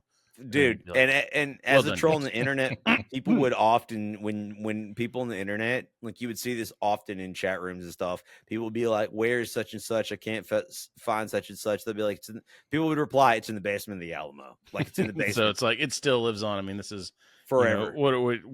I don't even think we mentioned it, but this is like 40 years ago this movie was made. So yeah, it's fucking that's enough. That shit is fucked up, man. So now we get to meet one of my favorite characters in this movie. Because Pee-wee's going to start hitchhiking, which he has a hilarious fucking fake thumb that's, I guess, a lady's thumb because the nails painted on it or whatever. Don't ask any questions. Yeah, dude. but anyway, If you don't know, old Mickey picks him up, man. This is kind of a cool-ass car, by the way. Dig the convertible, bro. But so Mickey is that other tie I was talking about with the Soviets. He was in Red Dawn. Oh, really? Okay. Oh, I haven't shit, seen, I haven't seen Red Dawn in forever. So like, that's awesome. But so Mickey's a fugitive, Pee-wee looks down, he sees, dude's got the fucking broken handcuffs. And this is a gag and a joke that I used as a kid, probably ad nauseum, where you say that you did something really fucking bad. And then you're like, those tags on the bottom of mattresses that say do not remove, like I cut it off. And like, I don't know why, as a kid, I thought that was so fucking funny. I guess it was my introduction to a joke, like that structure of a joke where it's like, it's not, you're leading somewhere to a place that it's not. Yeah. And yeah, it's like switch humor. It's like you expect one thing, but you get something else. So I took that differently, though, when I watched it. I thought he was about to tell him about how he lost his temper and killed his wife or something. But like looking at the innocence of Pee-wee, he watered it down. He's like, I cut the tag off a mattress. Yeah. I mean, maybe, I don't know. I still watching it back the 2 times I picked it up as like a goofy gag in a PG movie. But like, I use that a lot and it's dumb, but it, One of the things that Mickey's talking about in the car when Pee-wee asks him about how is it in the big house, he's like, it's not so bad. You wake up, you lift weights. Like he goes through his whole day and he's like, you take long showers, you lift weights. Like, was that second lifting weights? Was that a euphemism? Like long showers? Why would you take a long shower? There's no dumbbells in here. That's just our balls. Oh, spank it, baby. Anyway, so this is a pretty quick scene because as you find out throughout this movie, and it all connects in the end, they do a good job of that. He meets all these different characters and all these different people throughout this movie. And then, we all come back to him in the end. But yeah, this one, Pee-wee ends up taking over the wheel and get a hilarious. Well, you can't pass over. Oh shit! Yeah, that's right. So they're coming up on a roadblock because cops are looking for Mickey, and so Pee-wee throws apparently he had it in his little. It was disguises, you know. Yeah, that's why he went to the gag shop. He had to get his supplies. His supplies. Yeah. So yeah, he dresses up like a woman, and he's acting like he's the wife of the driver, which is not Mickey, whatever. The cop has this weird request sexually harasses Pee-wee. He wants Pee-wee to do a little turn, man. I gotta get a better look at this outfit you got on. No problem at all. I just wanted to take a quick look at that cute little outfit you have on. And he's like, the officer's like, can you pull that blouse down so I can see So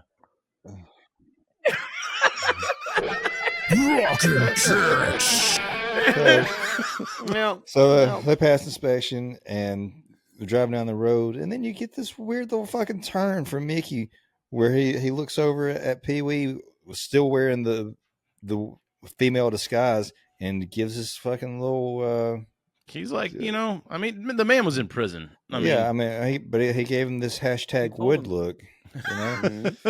He did. Pee-wee asked him what it was like in prison. What do you expect, man? I mean, that Mickey is played by Judd Omen, by the way, and the adventure is on, man. Pee-wee, like his first foray into adventure, he's picked up by a convicted convict and drives his ass off a cliff at nighttime.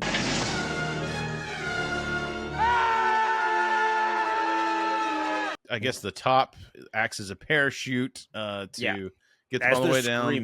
But that's to their demise. But that's it. So here's my hot take. For one, this was the part apparently that scared me when I was a kid for some reason. Really? The part driving off the cliff, because I thought, and I'm kind of sticking with this, I think he died. I think when they went off the cliff. How do you pick that up as a fucking? What's wrong with you? You're fucking dead.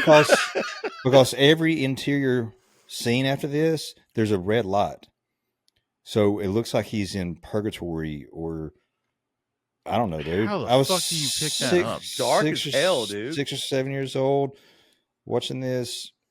I don't know, dude. Sorry, that Delta 8 shit is fucked up, dude. Y'all don't need to be doing that. All right, so I'm gonna have to go back and watch this. Everybody, be kind. Let's rewind. Go back and watch this. Look for the red light Shadwick's talking about, because that's a fucking awesome little theory, brother.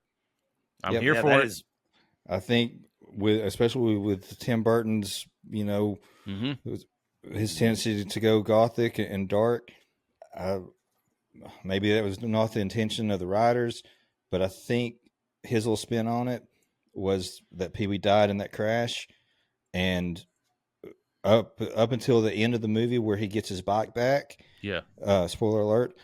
I think he's like in purgatory, and he's trying goes to heaven. Yeah. Got you. Oh, wow, my God, dude. Shadow's with hot takes. I'm here for it, man. But let's get to the part that destroys Chris's subconscious childhood. Which actually leads me to a rare thing for us. And it's shit stuck in my head forever. And when they finally pulled the driver's body from the twisted, still funny, burning wreck, it looked like. God damn it! God damn it! See, no, doesn't bother me at all. Still me, I still feel it in my soul. I think I love it. It reminds me of. It reminds me obviously of Beetlejuice. It reminds me of that. Yeah. It reminds me of Who Framed Roger Rabbit. Yeah, that I get the Roger Rabbit one for sure. But to me, I look at it like that's pretty fucking good, like seamless animation, dude. Dude. So Large Marge, he gets picked up. He gets picked up in a semi truck. For those that don't know, we've talked about this ad nauseum during Beacon. Let's rewind. This scarred me as a child. Actually, this was the scene that made me not want to watch this again. Mixed with others, as I go through it, all the Tim Burton things in this made me not want to watch it again as a kid, just because I'm like, this is not fucking hunky dory. Hey, in fairness to you, like I was they fucking really hammer. 5. They yeah. In fairness to you, they really hammer in the horror aspect in this scene, like completely in. So like after Mickey drops them off for nearly murdering them both in a car accident, he's left out in the middle of nowhere. He's picked up by a creepy truck driver who's immediately off. Right, it's this old doesn't lady. talk, yeah, and then She's wearing flannel, dude. We didn't understand where lesbians were. We were fucking 5 years old. We have no idea why she looks like that. So maybe that's what made me think that he died too, because he's like, I don't have anywhere to go, and then it just goes black, and it does like the little animated eyes. Yeah. And then the next scene, he's with a ghost driver, and there's supernatural shit going on, like which you don't know immediately. Obviously, you get that scene that's like super creepy. So he's picked up by he's picked up. He's dropped off, and Large Marge is like, "Hey, tell him Large Marge sent you." Yeah. He goes into this like rustic diner in the middle of nowhere, and he for some reason he says it. Yeah, which like obviously typically you don't say it, but he does. Pee-wee's like, Large Marge sent me.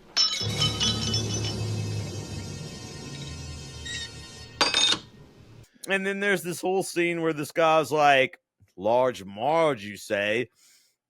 And it tells the story, obviously, that she told Pee-wee originally in the truck. The worst accident I ever seen. Yeah, it's like it's still scary. And then like there's like a plaque of Large Marge that's like on the wall. Some fucking reason on the wall. Yeah. Which still makes me laugh now. And takes some of the pain. She was everybody's preferred lot lizard. Yeah, well, this was like Alice Nunn was the actress's name. This was like her really only thing that she really did, I think. That's what she's known for. And she's done a lot of, I think, acting. She died, I want to say, she either died way before this was shot, but in our reality, she died like 3 or 4 years afterwards. It was like maximum 5 years, and she passed away after this. But I don't know. It was pretty her diabetes. Yeah, I don't know what it was, but it's cool because I tried to humanize this to get to deal with my trauma. Yeah, to learn more about the actress, but again, to Chris's trauma, like after the guy tells the story of Large Marge, it sort of just fades to black. Like it doesn't even. There's no real resolution. It's just horrific. There's no fucking reason for this scene other than Tim Burton to ruin my childhood. That's honestly, all it is. And you know what? I respect him for it. Like, well done, Tim. Yeah, and they tell the story of Large Marge, and then Pee-wee's just like, "Oh, I was riding with a ghost the entire time," and then the screen just goes black, and like that's the end of the scene. When it comes back, he's still at the diner, having his dinner, lunch, whatever it is, and he realizes that he's lost his wallet. Who knows where it went? I suppose maybe he lost it with. Maybe the psychic still has it. Yeah, maybe the psychic stole it still. Maybe he. You don't need a wallet when you're dead. Yeah, maybe he's dead. It doesn't. None of this matters, dude. But Simone, you can't take it with you. That's what I hear. He meets the diner. One of the diner waitresses named Simone, and she offers to allow him to work off his. Do you remember when this was a thing in everything in the 80s and in the early 90s? Like if you couldn't pay your bill, you're washing fucking dishes. My dad would do that to me, bro. He'd be like, really? I can't. Yeah, my dad would be like, oh no, like I can't find my wallet. Like I don't have any money, and like we'd be panicking, dude. And he'd be like, your dad, you better dude. He'd be like, I guess you guys better get your dish towels and get ready to wash some dishes because we can't afford dishes. Yeah, my dad, we'd be going to he'd be driving and we'd be going down a steep hill and he would say no brakes, and it's like this floor. Our childhood ruled. What? Yeah, dude, man, our dads are crazy. Bro. So he meets Simone, and you find out pretty quickly that she's basically in an abusive relationship. She's basically the brother's wife on Step Brothers. Yeah. Oh no, yeah, she is. Why is it so slippery? Stay golden, pony boy. What? flat. So flat. So flat.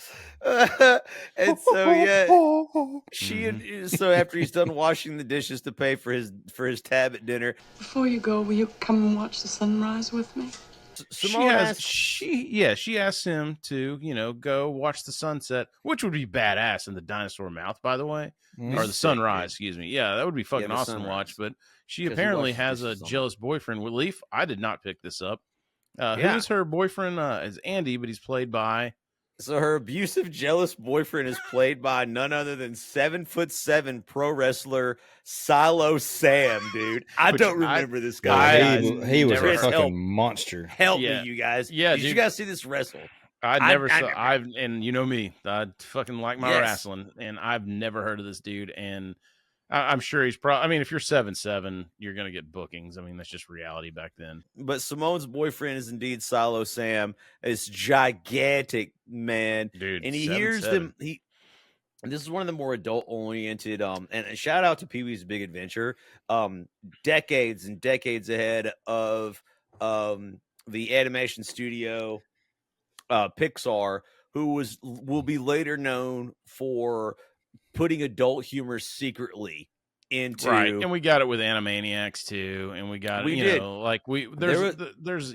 a few in the 90s that did this, but the important thing to remember though is Simone had been waiting for someone to put it to her like that for so long, and he was like, "What? Let's see your big butt." Like when he's talking about big butts in life, as in like I was gonna do this, but. Yeah. Like, and it's I love that word making excuses. Right. Yeah. And I love that fucking wordplay here. It's so good. It's really funny. And the adults understand what's happening. The kids know.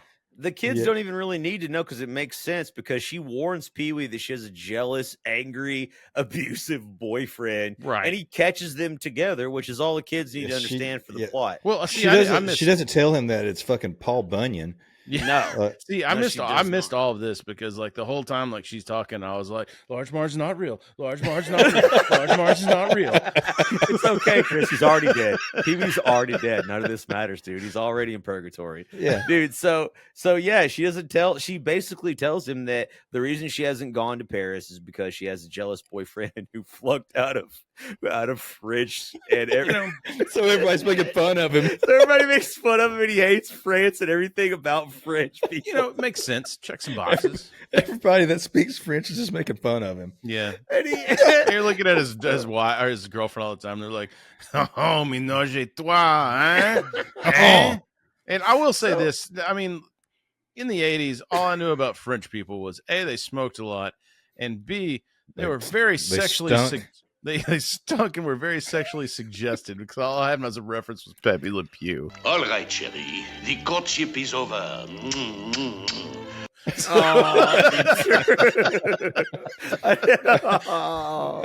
chéri.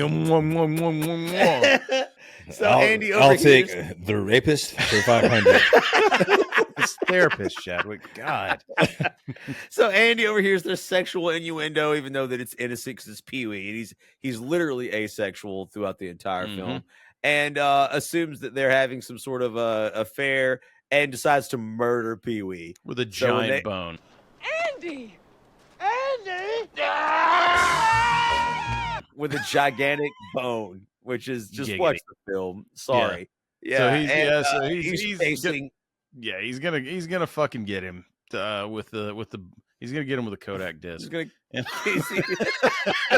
But Pee-wee luckily escapes on a passing freight train at the last second, which he hops on and escapes as the angry Andy, aka Silo Sam, looks on, and he immediately passes out. And I want to make sure I want to mention this for Chadwick's sake. This is the first Tim Burton-esque thing I saw and I remember, because Pee-wee immediately passes out from the action and has this Tim nightmare. Burton. This whole scene, like this, everything in this is Tim Burton. Yeah. Tim Burton to me.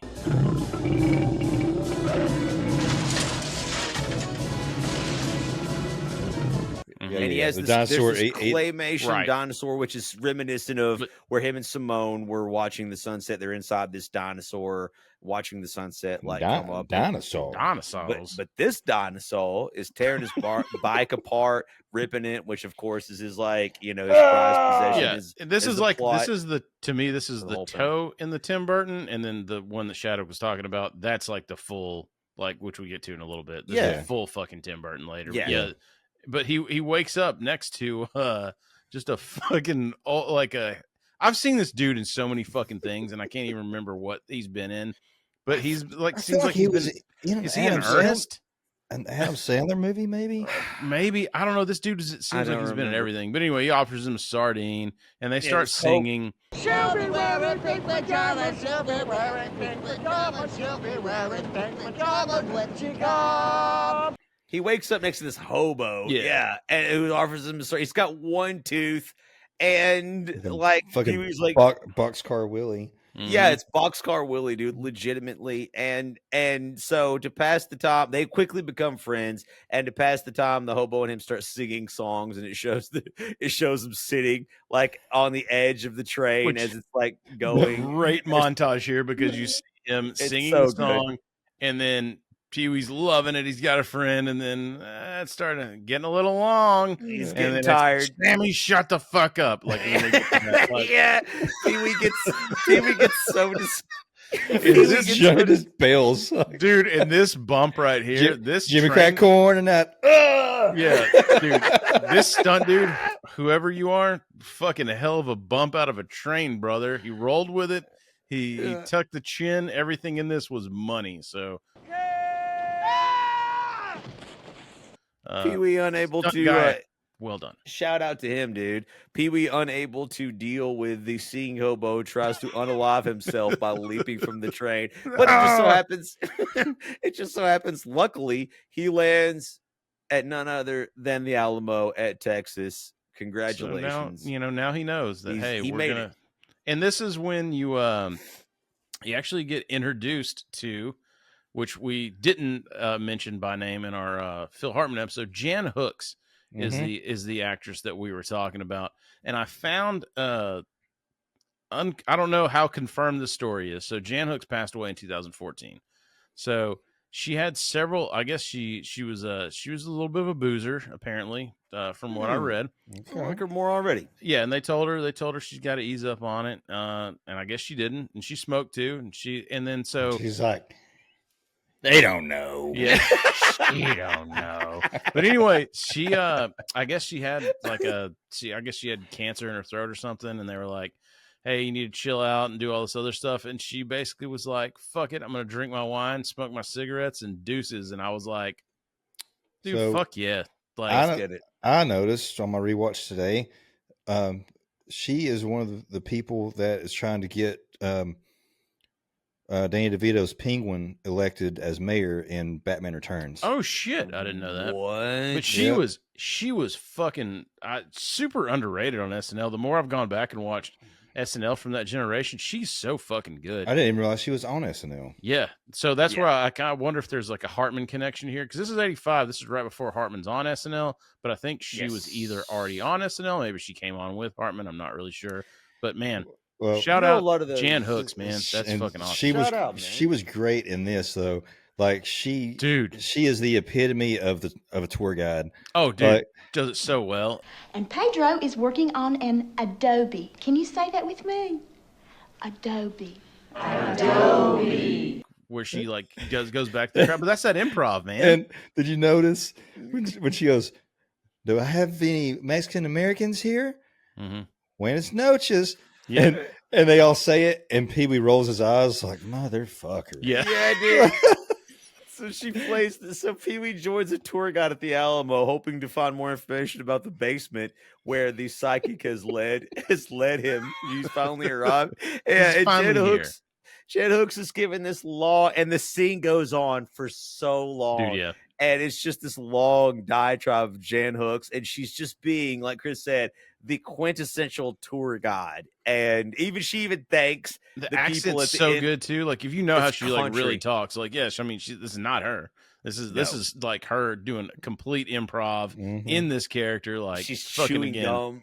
This is gonna be my crush of the month is Jan Hooks going forward. So I do think I remember hearing that whole thing was improv, right? I'm sure. I mean, it just came off like so the more I've funny. watched Groundlings and SNL, I've gotten way deep in this SNL shit. I got to get out of it. But like documentaries and books and all that shit. But yeah, man.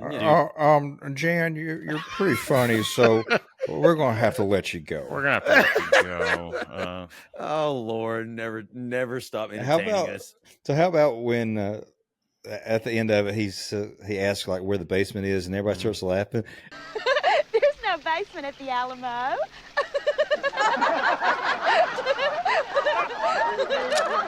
And the fucking kid takes a picture of him. This is another belly laugh for me.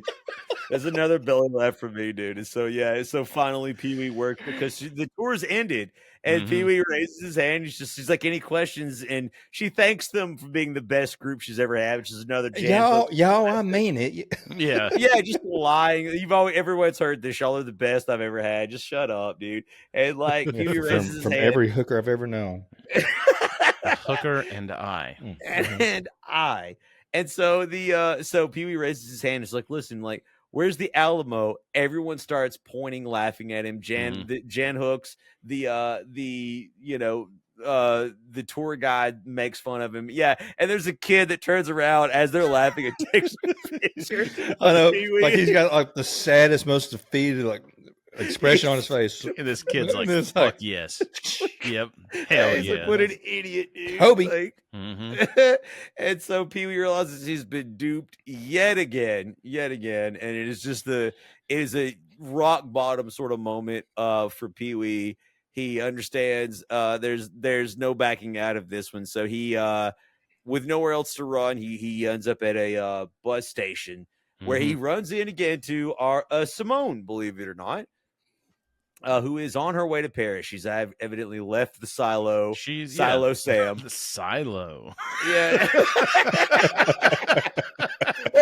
Beer fest. I'll tell you what, he's not storing corn in that thing. I didn't even get that. I didn't either till just now. Wow. I'm a failure, dude. How do we neither of us remember that till right now? Damn it. So the silo is like, she's left the silo. She's headed to Paris. They say their final goodbyes, and Pee-wee is forced to call none other than his wannabe love relationship, Dottie, and beg her for a bus ticket home. He's out of money. He's got nothing, no one to turn to. He makes up with Dottie, apologizes for being a dickhead. Yeah, she's like, where are you? It's like, I'm in Texas. Texas? The stars at night are big and bright. Deep in the heart of Texas. But like, yeah, he does that. They're like deep in the heart of Texas. Shadwick, you're right. Shadwick goes, I think that's like just a Mel Brooks gag. Like it just really comes off like a Mel Brooks gag, and it does. Like when Shadwick yeah, you think that's like a nod to Mel Brooks? Like I don't know. Maybe. I mean, it's a Mel Brooks gag, no doubt for sure. And also, or not. Years later, but it's a Seth MacFarlane gag too. Yeah, deep in the heart of Texas. So yeah, they and so Dottie agrees to send him a bus ticket, but before Pee-wee can pick it up, he runs into the silo. Let me tell you, he's not storing corn in that thing. He's going after the silo, and this is when he goes, and you have your crazy ass Pee-wee goes on a disguise, another chase scene, goes in disguise, and now he's stuck on a bull because that also used to be a gag in the 80s. And then even in the 90s with Jackass when Johnny Knoxville got knocked the fuck out. But anyway, that was not a gag. No, it wasn't. But so he's gonna shatter a world record basically riding this bull, apparently. Pee-wee, who's never done it before. But I want to say safe bump off the bull on this by the stunt guy. Really? He landed, rotated well, like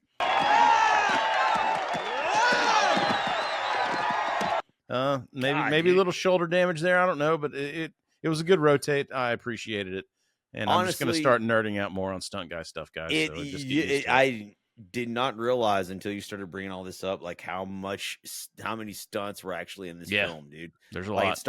It's actually starting to blow my mind, like how many like physical needed stuntmen gags there were. Like, oh, don't worry, they got film, their $500 for the day, and then the fucking hospital bill. Well, I mean, you think like for a $400,000. You think that, like, he's basically a cartoon, like yeah. He can't get hurt, so right, so yeah.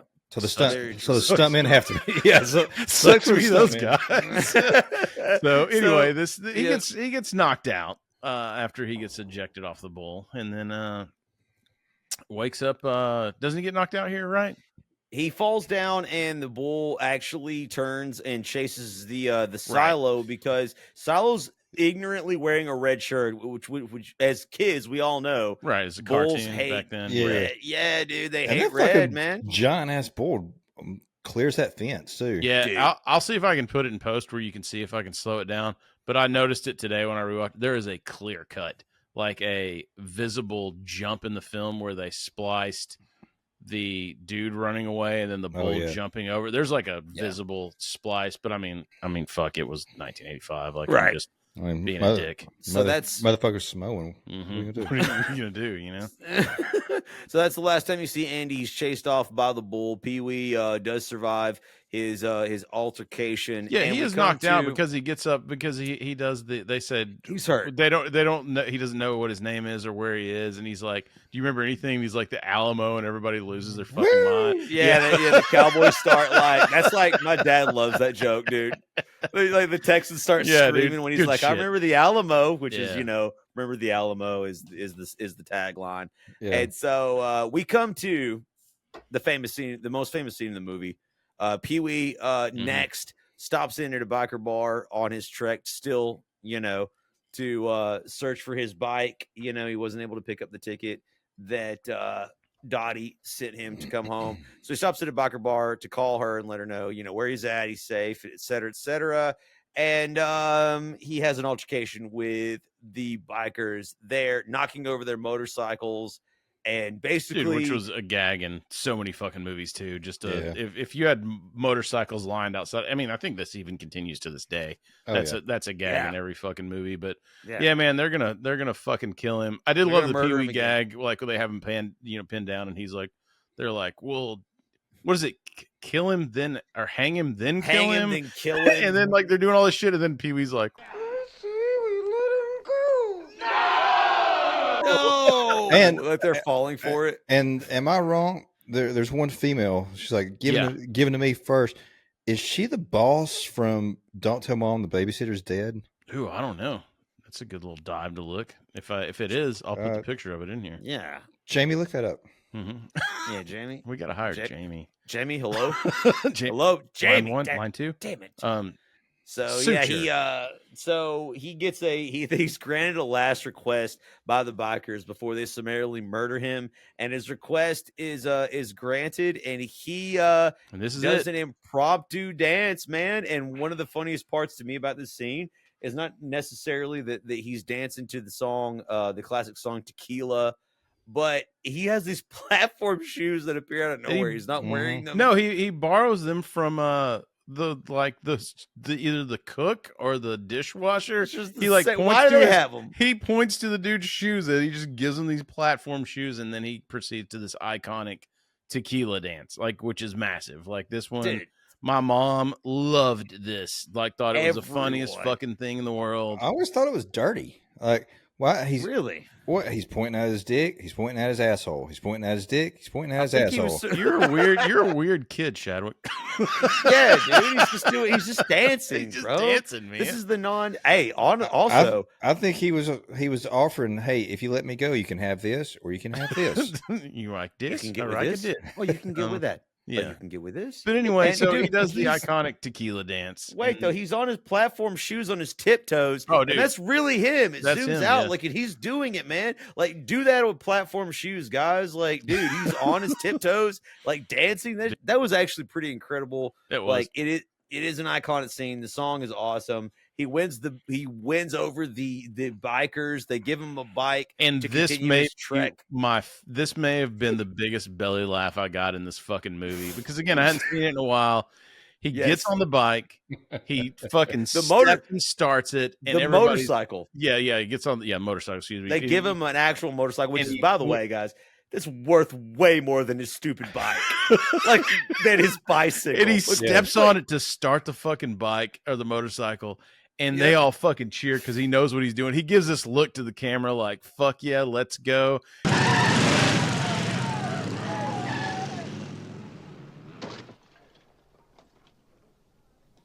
And then he just crashes into a side, and then it does that. My favorite cut in Hollywood is the quick cut to the ambulance or whatever. Yeah. Like it's going to the hospital, and he's getting the bikers escort, right? The bikers escort. Yeah, the escort. But so to the hospital. All right, so this might be where he leaves purgatory. Okay. Because in Chadwick's fan theory here. Yeah.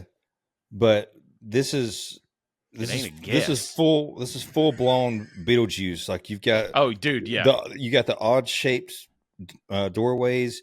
They're big shoes, so it makes them walk weird when they're running towards the. You got the insane clown posse. Okay, but hold on. Yeah, let me set it up for y'all because Pee-wee's in the hospital. He's having a nightmare again. One might see even a hallucination, right?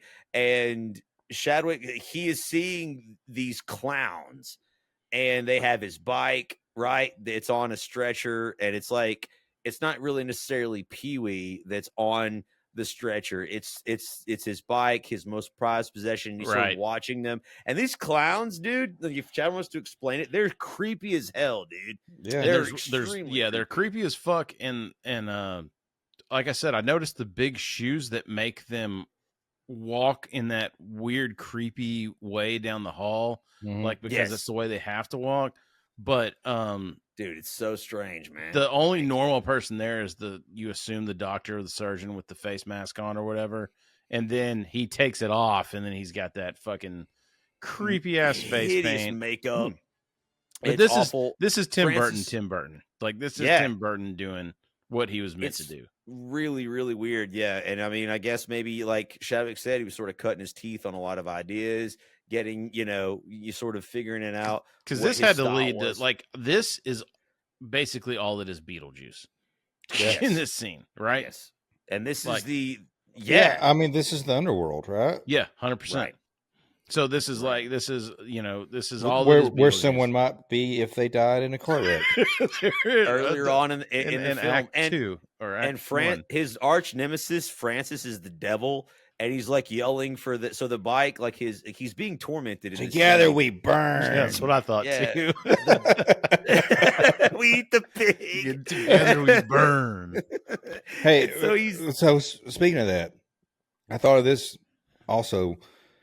Pee-wee is this guy this character that everyone else like makes fun of, but he's ultimately like this earnest person, right? Like, yeah, he's a good person. He's good.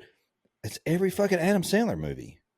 Yeah, it's the Water Boy. It's Happy Gilmore. It's the bully thing. You overcome it. Yeah, but if you notice, and I don't know if Tim Burton does this in other movies. I can't think of it right offhand, but Pee-wee is almost always shot in a different colored light than the other people. I didn't notice that. No, I didn't notice that either. When he's example, the magic shop, everything's red in there. Yeah, it's like he's lit by like a purplish light. It's just it's slightly different than the rest of the room. Dude, I'm gonna clip that shit in and Chadwick, you're a fucking genius. Yeah, that's awesome, dude. Like obviously didn't notice that. He's like, duh, it ain't no guess. That's what it's gonna be. But I think that's how Tim Burton tries to set him apart from everybody else. Like, everyone else is lit. They're lit separately from the background, but in a slightly different colored light. Okay. And I think that's interesting because I mean, obviously you notice it because you're looking for it, but maybe subconsciously, like everyone else kind of notices it, and maybe that does set Pee-wee apart as the protagonist, right? Like sort of this altruistic figure who is deep down, he's I think it's just unflinchingly good. Well, I don't know if it's a good and evil. I think it's just him trying to make him different from everybody else. Yeah, I get that. Okay. Like look at like Edward Scissorhands. Right. The same deal. Yeah. Which is, sidebar. Edward Scissorhands on paper, I should absolutely love. I don't know what it is. Yeah, I was mad on that one. But let's get back to this one. Yeah. So anyway, so Pee-wee looks up and he sees none other than star of the Wonder Years, Jason Hervey on there, who, by the way, is very good friends with Eric Bischoff, if you guys didn't know. Doesn't it look like I am ready? I am always ready. I have been ready since first call. I am ready. They're business partners and shit. Can we get them on the podcast? Yeah, I'd like to get either one of them on the podcast. Apparently, Bischoff is in a deathlock with that Conrad dude. So anyway, I won't. Good fucking luck us. Well, I won't. Good luck everybody else. I want Wayne on the podcast, but I want him acting like Wayne. Yeah, 100%. Well, he does in this. Yeah. Tell him he has to he has to be the character. I have been ready since I've been here. Yeah, dude. This scene is great. It's just a fucking prima donna kid. But Pee-wee sees his body. He's Corey Feldman. Mm-hmm. Pee-wee comes out of the hallucination, out of the dream, and the first thing he does is when he opens his eyes, he sees this. This is a confusing scene for me because it's like a Hollywood feature film, but it's being filmed live, so he knows where his bike is. And then he has enough time to get there from there do a costume change. Yeah. There's a lot of weirdness here, but it's all right. So anyway, he gets out of the hospital bed. He's on his way to get his bike, and then he's in Hollywood now, so he's got to get on the set. And then I believe is this where Milton Berle is there? Which and is his legendary genitals. That's what I was going to say. What's crazy is like there's a credit in this movie for a cameo by Milton Berle, and then there's a credit for his cock because apparently it's massive. Was he really hung, dude? There's even a joke on the that new Saturday Night Live movie that's on Netflix. There's even a Milton Berle. There was actually a real story in that book that I read about that. Sometimes he would just flop it out, and people would be like, "Jesus Christ!" Yeah. Like, really, dude. Rodney Dangerfield was bad about that too, flopping his cock out, pulling it out. Well, he would walk around in a robe a lot with it, just like with it open. I heard him walking around in a robe. Anyway, so Milton Berle, there's a cock gag, so there you are. So anyway, he gets on set, and now you get this almost Blazing Saddles homage through the scenes of Hollywood, because there's definitely a callback to Blazing Saddles in this, right? Because they go through the multiple scenes and multiple movies, and again, this might just be me like trying to read too much into it, but even though this was Tim Burton's like first foray into Hollywood, it was kind of like showing you that Hollywood's just bullshit. Yeah, no, dude, it definitely feels that way. So Pee-wee sneaks on the lot. This is a Warner Brothers film, so he's on the Warner Brothers lot. He does find his bike. He steals it back, and what ensues next is the most comically slapstick chase of all fucking time. Gags. What did you call the mechanism at the beginning? Rube Goldberg. Yeah, it's kind of the same thing again. It is in a way, because everything gets like attached to him. So dude, like he's pulling a boat. The boat picks up Santa sleigh, then it all Godzilla escalates. Yeah. He has gags throughout, man. Just snowballs. But anyways, so this scene to me is really good because we finally get to see what Pee-wee Herman's bike does. Dude, he's got all these gas. He's been souping it up for years, man. That's why I loved it. And finally, he steals his bike back, and we get to see him use it in this chase scene. He's got oil slick. He be throwing bolos, doing Indian birds. This bike has literally everything, dude, on it. It's got the Joker fake hand thing for the handlebar. Yes, it did, man. It's fucking great. Dude, it's got rocket jets, which he uses to take off on Pee-wee's on his playhouse. Like on the claymation intro or whatever it is for the TV show. Playhouse. But he gets busted. He gets busted at the end of this, right? You know, you busted. And he gets taken back. And you think like he's gonna have charges pressed against him or whatever, and the fucking exec is like, in classic Hollywood exec fashion, is like, we can make money off this, so let's do that. And so he agrees, and so now you're gonna get the Pee-wee movie, which is a great ending to this because it brings back everyone. Can I just say? Can I say that when the Hollywood exec, the door opens up from the office, and Dottie walks in with the bike, and she's wearing this pink dress. It's the first time you actually. Yeah, it is. First time you actually see Dottie as Dottie. And she goes for a hug, but Pee-wee... he like looks away, or he hugs the bike or whatever. She goes for a hug to Pee-wee. Pee-wee just hugs his bike instead. I tell you what got me. She's got those little freckles. I fucking dig the freckles. I'm just saying. You know what? I usually hate bangs on a girl, but she's got like those long, thick bangs coming down in her eyes, I did notice that her pink and black dress kind of looks like Charlie Brown. It's got like that black like zigzag. That's got some Tim Burton fingerprints on it. Yeah. But, so they it has some shadow fingerprints on it. If I was there. They do a nice little they do a parody of they're doing a live or a Hollywood version of Pee-wee's story, of course. Like an action James Bond style, right? Which they do with the Austin Powers thing. How in the hell for this movie did they get Morgan Fairchild and James Brolin? Let's take a breather, Dottie. The X1 needs to cool down. Which I tell you what's crazy, James Brolin, I had to do a double take because I thought this was fucking Burt Reynolds at first with the facial hair, like because I was like, and then I looked, I was like, it's not Burt Reynolds, but it looks like it. And I have a funny story, and I got to shout out John T, faithful, actually more importantly, friend of mine, but a faithful listener of the show. We one night, we'll send each other links and stuff, so we're watching. He'll send me some shit. They used to do a Battle of Network Stars in 1985 in the 80s, right? So it'd be like ABC versus CBS or whatever. And Morgan Fairchild's hosting this, and very, very pretty, very beautiful, about the same time.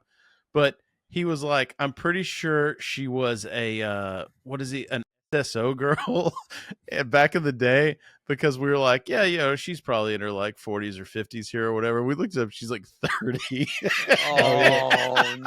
No, she was young. Like, and so like we started laughing so fucking hard when we do that. We're like, she's gonna kill us. And then I texted him yesterday, and I was like, I'm just gonna tell our story on the air. And he's like, we're gonna be killed. And I was like, it's fine, let's do this. So anyway, shout out John T. We'll go down together, brother. But anyway, so she plays she plays Dottie. She plays Dottie. James Brolin, plays him, and they do this thing. But he goes through, and if anybody doesn't recognize it by the name, James Brolin is Josh Brolin's father. Right. Josh Brolin, of course, played the older brother on the Goonies. Fucking Thanos. Cable. Yeah. Cable. Fucking badass actor. Yeah. So anyway, this is the end of the movie. We're putting a bow on everything. So you've got he goes. Everybody that he's befriended through the movie or met through the movie is at this. So you get a la Happy Gilmore. Yes. So you get everybody there. So it's great. You're like, okay, cool. So he shakes hands, kisses babies. I do like that he tried to break his friend out of jail with a giant file, and the security guard just like takes the file out and is like, all right, have the hot dog. Like, you just try to commit a felony. Yeah. And then the convict's like, nice try, Pee-wee. Yeah, no, he's like, but anyway. So when Pee-wee has his moment in the movie where he's playing the bellhop. Yeah. Who does the voice there? I didn't look it up, but this is, again, like I said earlier, in the Cheech and Chong movie, he played a bellhop in it. So it kind of was a callback, I believe, to that 1980. Did you know also he was on, like, what was it called? Hollywood Squares, like, as Pee-wee Herman? Yep. Before this movie was made? Yeah, dude, because it was so big, that fucking skit. Because you had the HBO special. Don't forget that. The HBO special was big. The HBO special landed this. So, like, that I never saw it. I didn't either. But the Groundlings is kind of what, that was big too. That shit was selling, like when they had something hot like Pee-wee, it was selling out all the time. So, But yeah, so anyway, he gets Dottie together, and then to tie these two episodes together, Leaf, who do we have as a cameo as a reporter? When exactly did you become blood brothers? Oh. None other than writer and co-creator of Pee-wee Herman, the character, the show, the movie, our favorite. We love him. You love him, of course. That is none other than our friend Phil Hartman. Absolutely. R.I.P. I don't think we did this the last time, but final shot to Phil Hartman. Man. Cheers to you, Phil, and your family, and your amazing I ran out career. I ran out of coconut water, so I had to change to summer shandy. Summer shandy. But anyway, so Phil Hartman's actually interviewing good old Francis. Francis, of course, is lying about the bike and everything. Now, when did you become blood brothers? Yeah. Right. and then Francis sits on the bike, gets fucking massively ejected off.